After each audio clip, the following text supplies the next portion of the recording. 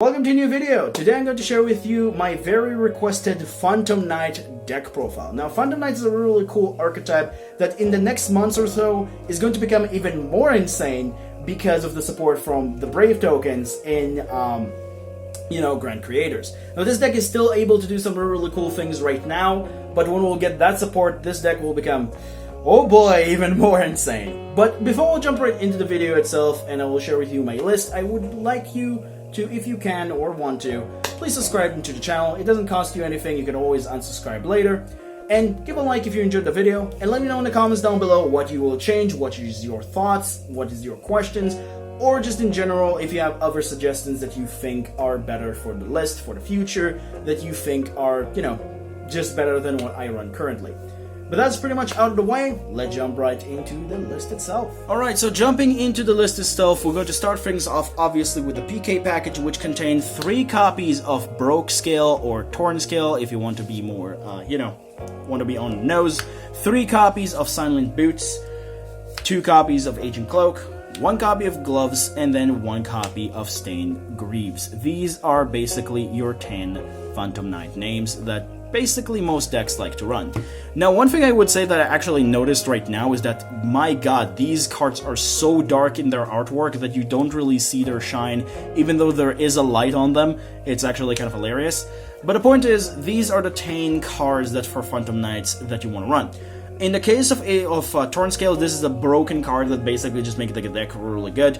It's on, whenever you want to, you can discard a card, and then send any Phantom Knight card from your deck to the graveyard, which is excellent. You can dump your traps, you can dump any of those monsters, and on top of that, if it's in the graveyard and a Phantom Knight card get banished, you get a special summon it out of the graveyard, which is making this card absolutely ridiculous. It's an extender, it's a starter, the card is insane. Silent Boots is also a really great card because if you control any Phantom Knight monster, including itself, you get to special summon itself out of the hand, and you can banish it out of your graveyard to add any Phantom Knight spell or trap.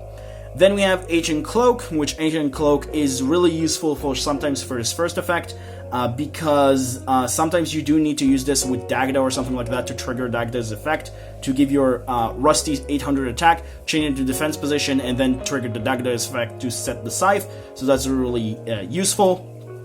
But mostly, again, it's another combo piece engraved that you can banish it to add any the Phantom Knight card, specifically the Phantom Knight card, because your traps, Fogblade, and the Wing don't count as the Phantom Knight cards. They count as Phantom Knight cards. So keep that in mind when you have this card.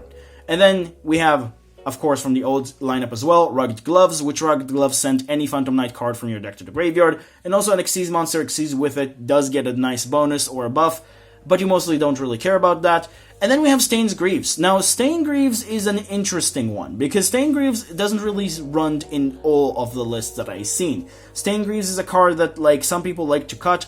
I actually like it a lot, because it's another, level 3 that you can just summon, regardless of the normal summon, so that's okay. But the point is that if a Phantom Knight card is special summoned to your field, you get to special summon this card from your hand, and then you can increase the card level by 1, but you don't really care about it. You mostly care about this as being a free special summon out of the hand, which is really cool. So it does work kind of like a third but different Kagemusha Knight in a way. But also in the graveyard, you can banish this card to basically special summon a Phantom Knight monster from your hand. So it does sometimes help you against like a Nibiru play or whatever to just still combo off. Which is really important, which is really nice. The increasing level of the monster doesn't really matter that much, but if you are trying to use the Shade Brigandine to go into a rank 4, that is an option. But that does it for the Phantom Knights. Now we'll move on into the supporting engines, and for the supporting engines, first off we have Tour Guide, which is an important card, 2 Kagemusha Knight, and then the 1 Graph and the 1 Seer. For now, this is the engine that you want to run until we're going to get the right to Armisia, whatever that's called, in Grand Creators. I'm not sure if I will have the money for that, but basically this is the engine that you want to run instead of it if you don't. Tour Guide is basically just a 1-card combo by itself if it goes through, which is insane. Then you have a Kagemusha Knight, which is a nice chain block. I like to run 2. I don't like to run 3. I think 3 is too much. I think its clogs way too much.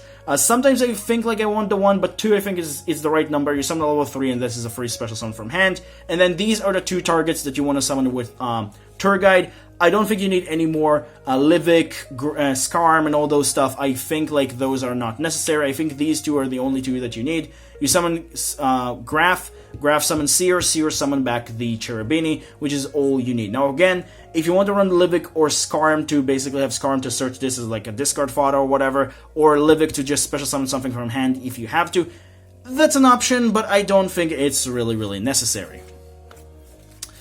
And then for your other extenders, we have 4 additional extenders. We have Jackalope, Tuchinoko, Wheeler, and Tracker.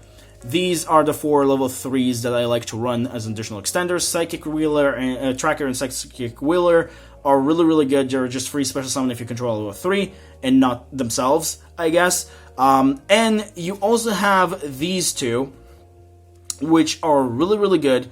Because you can technically use them to basically trigger their effect. Like, if they get discarded, they're probably worse than when they're not get discarded, because you like to special summon them from hand, because they can discard some of your cards that you want to discard, which are Phantom Knight cards, which you have like about 15 of those that you want to discard. And then this, if it gets summoned, is also giving you a draw, which is really cool. However, if they get discarded by your opponent, they're still really good, because this, if it gets discarded, it still summon this. And this, if it gets discarded, it still summon itself, so that's kind of the point. But if they don't get discarded, there's free special summon, you get to dump something maybe that you want, and you get another draw, and it's another level 3 extender, which is pretty good. Now, these 2 are a little bit expensive, I know, but worst case scenario, you can run something like Junk Forward, and another extender if you feel like it. And then for our bricks, we have the Dasher, we have the Celestial, and we have the Artifact Scythe for the best lineup of the deck. I think the Destiny Hero engine is the best one to play in here with the Artifact Scythe, because you can just basically do double Artifact Scythe, which is insane. Like, you can play through a Droplet and still lock your opponent from the extra deck, so that is really powerful and very good. These are the 2 bricks, and this one's also a brick, but it's not the worst to draw into them. It's preferred not to. Let's say you just don't want to do that. So, yeah, if you can prevent yourself from drawing bricks, do that. And then from the last card that we run in the monsters, the only hand trap, 3 copies of Nib. This is the hand trap that I decided to run because I want to run a high impact hand trap for this deck. And I felt like Nibiru does the best job. Because if you're playing against a mirror match or something like that, you can just like Nibiru them in a very crucial point before they go into Appaloosa, because they're not always going to go into Appaloosa before they even do the Rusty plays. So you can just like immediately when they're doing the Rusty plays, oh hey, I'm just throwing the rock when they're just summoning the Dagda before they summon the Appaloosa with the 3 interruptions, and then you just like throw on them this. And this can sometimes just end their turn there, or you can even, before they do Dagda, you just throw this, like when they summon Dagda, you just throw this immediately, and this can end their turn right there. So that is really cool, but it's really dependent when you're playing. Of course, this can also be a really great card against a lot of decks. Not a lot of decks actually play around this card turn 1, apparently. I'm not sure if like it's only the players that I'm playing against in ADO Pro or my locals, but mostly I've seen a lot of people kind of like being a really casual when it comes to Nibiru Game 1. Game 2 and 3, they become a little bit more crucial, or should I say like aware of this card, so then you just side it up for something a little bit better for the matchup. But this is a really great card. You want to play cards that break boards, and Nibiru is a card that break boards.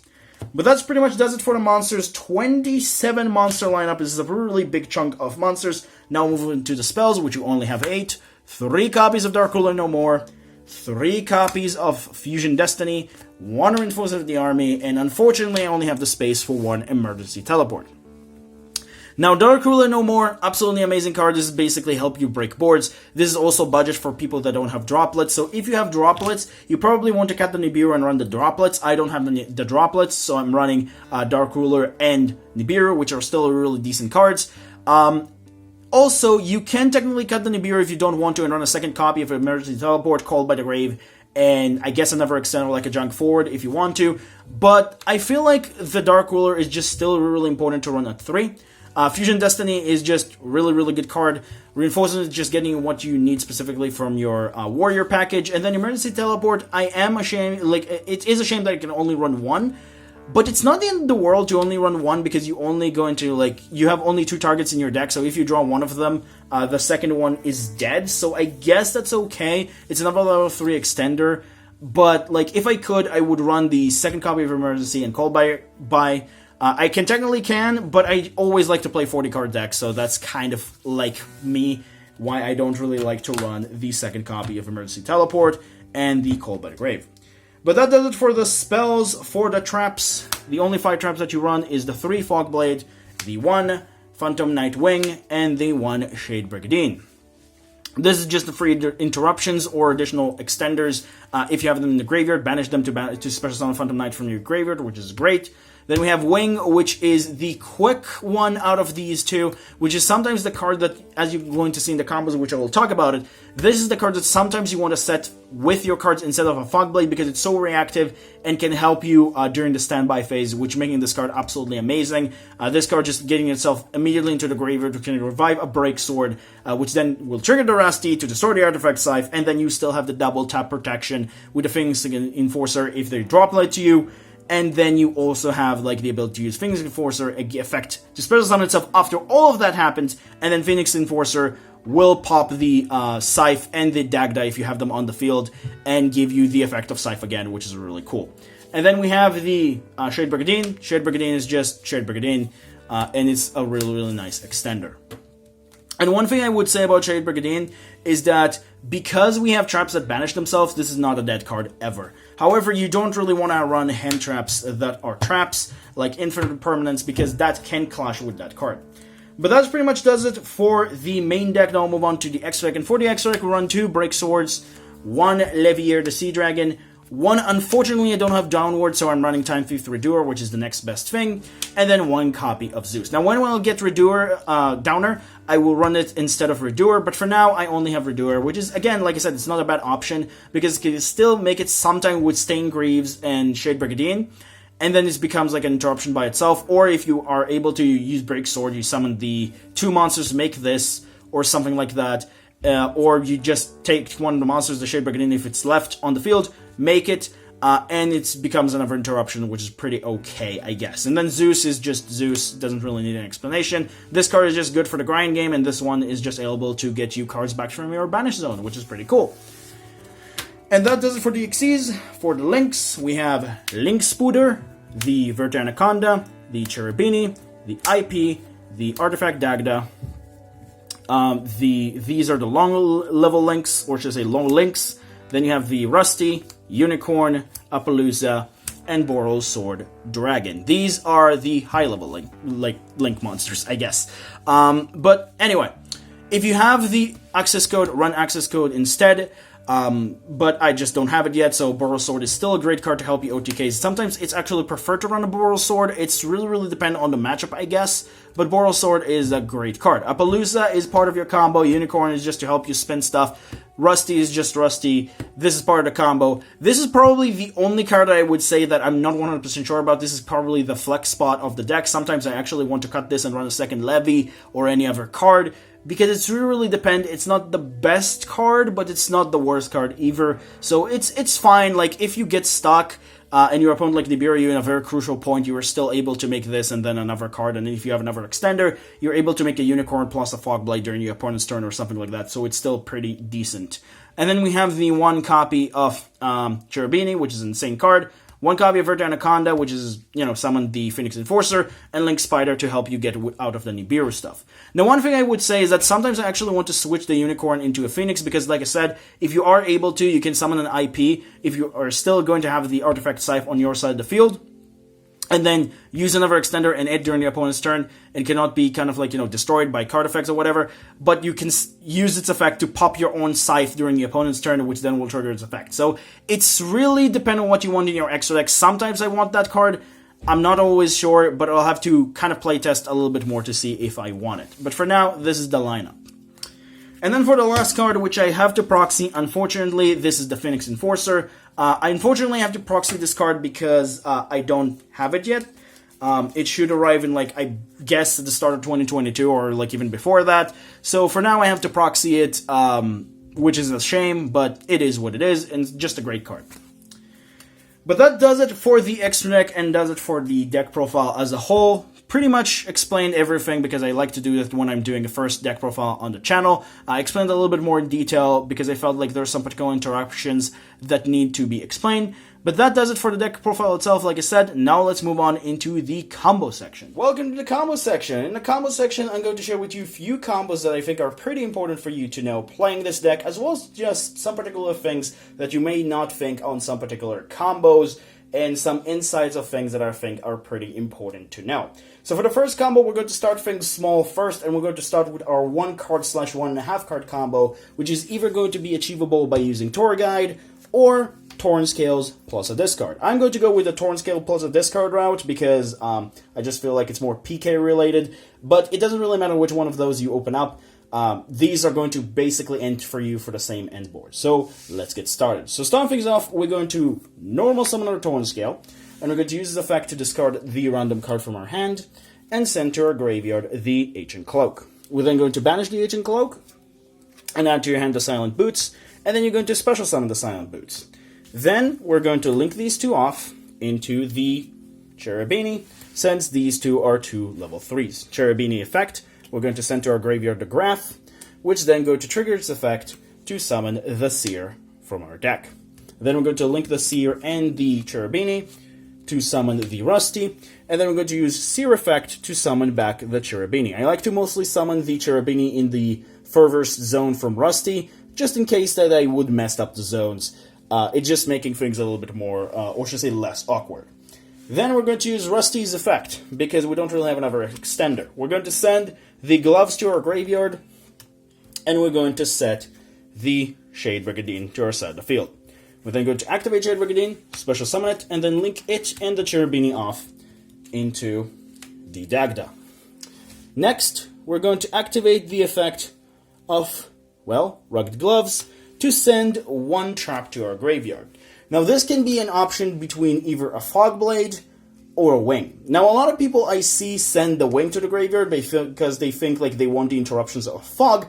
However, if you would send the Fog and then in a later part of the combo search the Wing, you will have the ability to basically double scythe your opponent, I guess, because if your opponent has something like Droplets, you will have a way to deal with that, which we'll get to at the end of the combo. So you either have the ability to pick up an interruption at the end of the combo if you send the Wing, or you can just save the Wing and then it can just allow you to double tap on the Artifact Scythe effect if you need to. So it's mostly up to you what you want to. So for this particular combo, I'm just going to show you the double tap of Scythe. So that's why for this one, we're going to send the Fog Blades. Because a Phantom Knight monster was banished from the graveyard or Phantom Knight card, we're going to summon back the Torn Scales, and then we're going to use the effect of Fog Blade to banish itself to summon back the Silent Boots as our only Phantom Knight from our graveyard. We're then going to Xyz these two off, summon the Breaksword, activate Rusty's effect, then chain the Dagda's effect to set the Artifact Scythe to our side of the field, and then pop this card, and then summon back the two materials. Then you're going to link these two off into the Verte Anaconda, and then we can banish the Silent Boots to add to our hand the Wing, or the, in your case, if you want to, it can be Fog Blade. So I'm going to set specifically the Wing. Then we're going to use Verte's effect, sending the Fusion Destiny, which will allow you to send these two to the graveyard to summon the Destroy Pheonix Enforcer. And then you're going to use Destroy Pheonix Enforcer effect to pop itself and the Verte. And then you're going to pass the turn to your opponent. Now you're probably asking yourself, what is this end board? Why is this so good? Well, let's get started with what you can do during the standby phase when your opponent even not have drawn a card. First and foremost, few effects can activate. This thing can activate during the standby phase. I checked that on ADO Pro. You can immediately activate this and then give this card an additional 500 attack. Then you can immediately, after that, immediately activate this to banish itself to then summon the Break Sword directly from your graveyard, and all of that is during the standby phase. Then, because the Dark Xyz was summoned to its link zone, you can pop the Artifact Scythe and summon to your side of the field the Artifact Scythe, and then activate its effect. Now, let's say your opponent have a Droplets, right? They will probably chain this to this. However, you still have the Pheonix Enforcer in the graveyard, which still again, during the standby phase, you can still summon it after all of this, which is insane. So let's say they negate this. How about that? So then you're going to summon the Pheonix Enforcer. Now you're going to use Pheonix Enforcer effect. This card was negated by a Droplets or whatever other card. So you're going to use Pheonix Enforcer effect to to pop this and the artifact Dagda. And you're going to use Dagda's Graveyard effect, which if this card destroyed during the opponent's turn or, gets sent to the graveyard during the opponent's turn, you get to special summon an artifact monster from your graveyard in defense position. And that will trigger Scythe, which is not a hard once per turn. So that way, you got yourself a Droplets protection, and you got yourself the ability to activate this effect again, which a lot of decks cannot really deal with. Now, of course, like I said, depending on the matchup, sometimes you like actually the Pheonix Enforcer and the Fog Blades, of course, depending on the deck that you're playing against. But the idea is really, really cool that you still have the ability to use Droplets twice. All you have to do is have this card instead of Fog Blade, because you can activate this card immediately, not depending on anything, and it just can help you so much. So this card is amazing, and that's why I like to play this card, as my set card when I'm going to the one-card combo and have nothing else. So that's why I like this card a lot.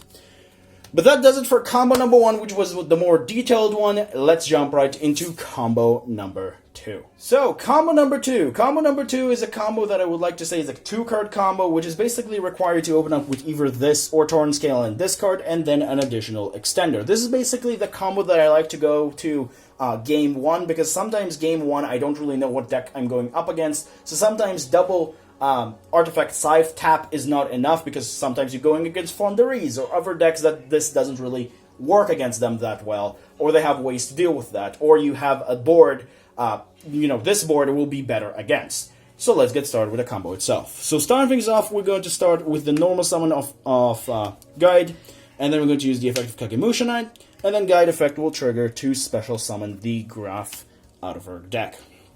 We're then going to link these two off into, Cherubini.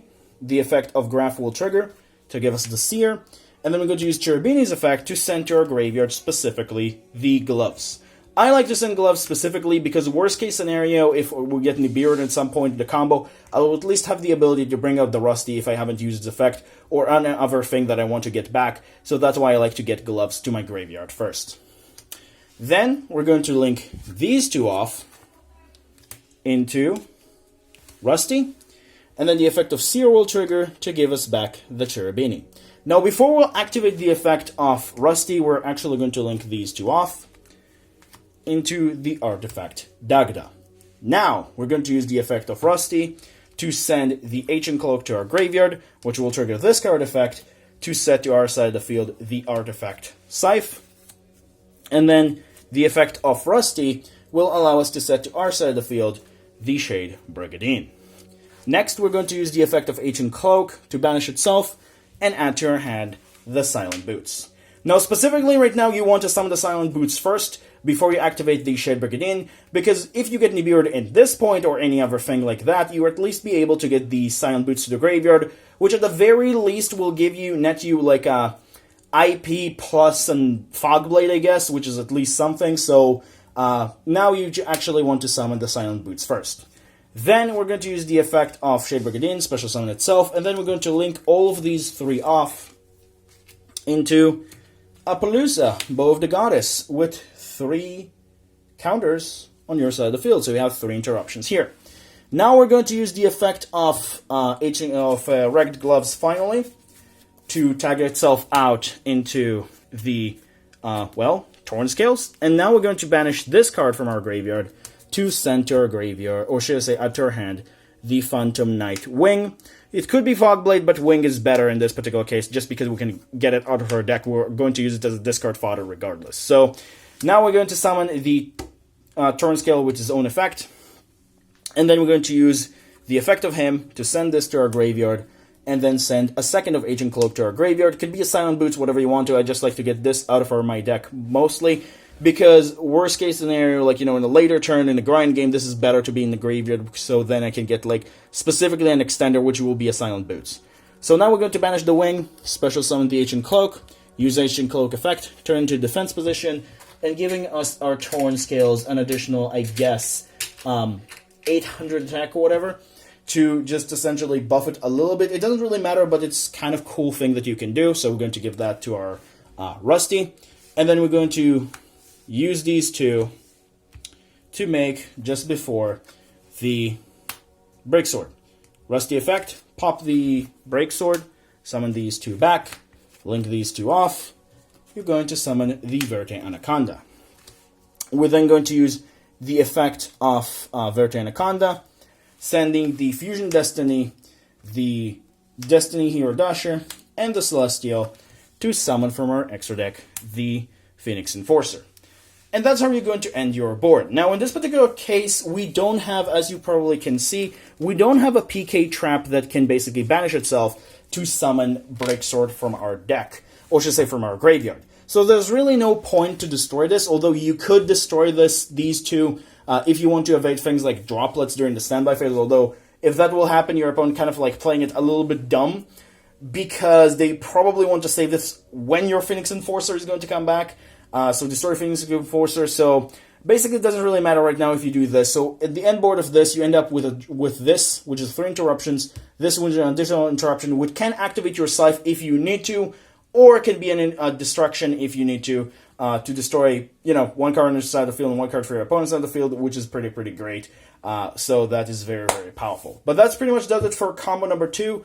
Let's move on into combo number 3. So for combo number 3, we're going to do the Ancient Cloak Silent Boots combo, which is a really cool combo that I think a lot more people should know about, because this is a really cool combo that still gets you into a very decent end board. That is kind of like a combination between 1 and 2 that you'll see what I mean. But let's get started with it. So starting things off, we're going to normal summon the Ancient Cloak, use the effect of Silent Boots to special summon it immediately, and then we're going to link these two off immediately, as always, into Cherubini. Cherubini's effect will dump the Graph, and then we'll special summon the Seer. Link these two off into, well, Rusty, and then use Seer effect to special summon back the Cherubini. We're then going to use the effect of Rusty, sending this time around the Torn Scale because it's not in the graveyard, and set to our side of the field the Shade Brigandine, as always. We're then going to use the effect of Ancient Cloak in our graveyard, banish it, and add to our hand the Rugged Gloves, which will trigger the Torn Scale in our graveyard to special summon it. We're then going to use Torn Scale's effect, discard the Rugged Gloves, and then send to our graveyard the Phantom Knight Wing. We then banish the Wing and special summon the Rugged Gloves and exceed these two off into, finally, in our combo, Levier the Sea Dragon. We're then going to use Levier effect to send this to our graveyard and special summon it specifically in attack position. Really important to specifically special summon in attack position the Ancient Cloak. Next, we're going to use these card in our, graveyard. And we're going, or should I say, in our spell and trap zone that we don't have trap in our graveyard, we're going to use Shade Brigandine and Levier to summon the artifact Dagda. Now we're going to use Ancient Cloak effect, target the Rusty, turn it in, or should I say, give it an additional 800 boost and turn this into defense position, which will trigger Dagda's effect to set to our side of the field the artifact Scythe, which is great. Then we're going to take these two, link these two off into a 2-negate Appaloosa, and then we're going to use the effect of our, Rugged Gloves in our graveyard to send a Fog Blade, and then we're going to banish that Fog Blade to special summon the Torn Scales. Use these two, exceed summon into a Break Sword, then pop the Break Sword, obviously, summon these two back, link into a Verde Anaconda, and then we're going to use the effect of the Silent Boots in our graveyard, finally, banish it and add to our hand another Fog Blade and set it to our side of the field. We're then going to use the effect of Verde Anaconda, sending the Fusion in the materials, and then special summon the Pheonix Enforcer. And then in this particular point, we can technically leave it like that. However, what I like to do is still pop those two cards and then pass the turn to my opponent. Now, you're probably asking yourself, why do I want to do that? Honestly, actually, it doesn't really matter. If you want to leave this like that, it's really dependent on the matchup, of course. But the reason why I like to do it sometimes like this is because basically, the Fog Blade get to my graveyard to have the 5th interruption with a break sword into my side of the field, but mostly it's kind of okay to leave it like that. It just, if you want to kind of have that option, you can technically pop these 2 cards, and then this still summons itself during the standby phase, and can still pop this card to give you the artifact Scythe Lock, and you have this zone open for your break sword if this card gets destroyed or something, and then you have a 5th interruption on top of what you have. So this is pretty much does it for combo number 3. Let's move on into combo number 4. So our 4th and final combo. For our 4th and final combo, I'm going to share with you what's going to happen if you open up with double copies of Silent Boots. Now in this particular case, this is probably going to lead you to one of your weakest end boards, unfortunately, but open up with 2 Silent Boots is not the end of the world, because you could Silent Boots and then follow up with another Silent Boots, because it doesn't really restrict you from summoning another copy of itself, because it just say if you control another Phantom Knight monster, not another Phantom Knight monster except Silent Boots. So that is really, really cool. So now let's get started. Starting things off, we're going to normal summon Silent Boots and follow up with a special summon for Silent Boots. Link these 2 off into a Cherubini. You know the drill already. We send the Graph summons Seer. We'll link these 2 off. We're going to summon the, Rusty effect of Seer, summon back the Cherubini. Now we're going to use the effect of Rusty to send the Torn Scale to our graveyard, and then set to our side of the field the Shade Brigandine. We're then going to use one of our Silent Boots in grave to banish itself, to add to our hand the Wing, and then trigger the Torn Scale to special summon itself out of the graveyard. Use this effect to send the Wing to our graveyard, and then send the Rugged Gloves to our graveyard. Then what we're going to do is that we're going to banish the Wing, and then special summon our second copy of Silent Boots, and then we're going to exceed these 2 into, obviously, Leviator the Sea Dragon.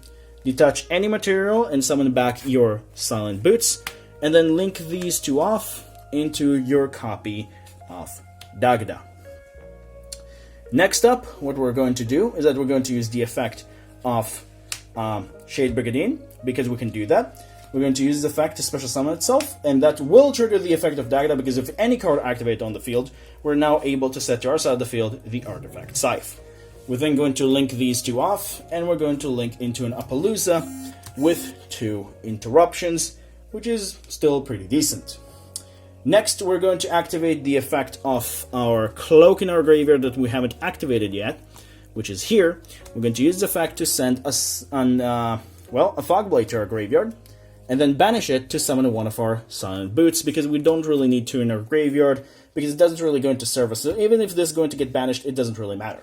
We're now going to use the effect, or should I say this card, to summon a Link Spider, to show you that Link Spider is important, and then we're going to link these 2 off. This unfortunately get banished, but it's not the end of the world, and we're going to summon the Verde Anaconda, and use this effect to send these 3 to our graveyard, to summon the Destroy Phoenix Enforcer, and this is going to be your end board. Unfortunately, unlike the 3rd combo, you don't end up also with a Fogblade, but it's still a very, very much decent end board. But that does it for combo number 4, and that does it for the combo section as a whole, and now let's move on into the next deck choices. Alright, so for the next deck choices, because this video is taking a long time, we have the 3 returning options, which are Magistus, a Virtual World, and the Vendrids, which are the 3 options from last week. And then for the other and 4th option, we have Thunder Dragons that are making a comeback. Yes, I finally think I'm able to take back again, or should I say, make a list for Thunder Dragons. So if you want to see Thunder Dragons, let me know in the comments down below, or any of these 4, let me know in the comments down below. Vote for the one that you want to see. But yeah, that's pretty much does it for the video. Hope you enjoyed. Don't forget to like and subscribe if you do. Remember, creativity is the key in this game. Have a good day, stay safe, and I'll see you in the next video. Bye-bye.